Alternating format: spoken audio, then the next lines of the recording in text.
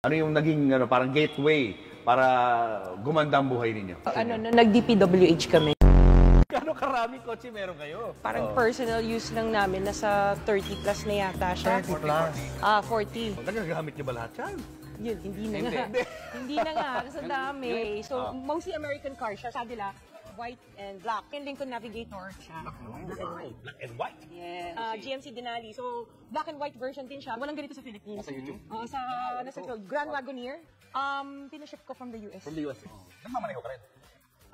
Marunong mag-drive, left, right. Hindi marunong mag-park. Si Suburban. Tsaka si ganda. Alphard, Dodge Ram. And then the Tundra na Toyota. Imported din to, no? Yes. Ano walang ganito dito, no? And then the Toyota Sequoia. This is the TRD Pro. So, more sports, tapos ito yung capstone, yung high-end niya. X5, tsaka yung F8 na Jaguar. Jaguar naman to. Yeah. Altera. Ano na to, hindi na nag-reproduce to. So, Mercedes-Benz yan, GLS. S is one of the S-Class series ng Benz. And then the Volvo XC90. Ito yung gusto ko na dati na unang bilhin. Nung nabili na namin siya, hindi ko na ginagamit. This is one of the most expensive purchases na kotse noon. Nabili namin. This is the autobiography Range Rover. The Evoque. Oo, gusto ko sana maliit lang. Tsaka yung kulay niya kasi gusto ko red.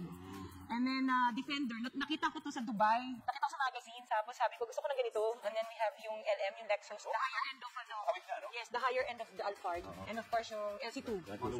Yeah. And then sabi ko, gusto ko ng Artista van. So, yung Savannah, nagpahanap talaga ako yung Artista van. So, GMC siya.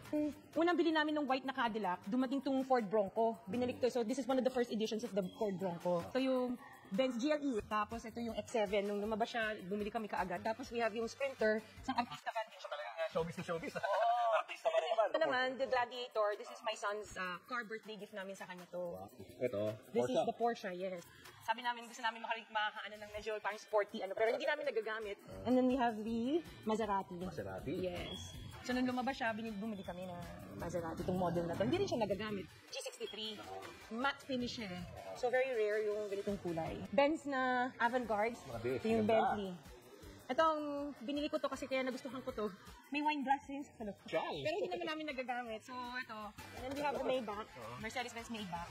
Yung SUV version ng kinuha namin. Color niya? Yung latest. Your favorite? Yes, our favorite is the Rolls. Rolls Royce. Yes, Rolls Royce. This is the Cullinan. And kaya ko to binili. Sa loob. So, kaya mo to kinuha dahil? Kasi ito, may payong. Natutuwa ako sa payong. Ano yung naging parang gateway para gumanda ang buhay ninyo? Nag-DPWH kami.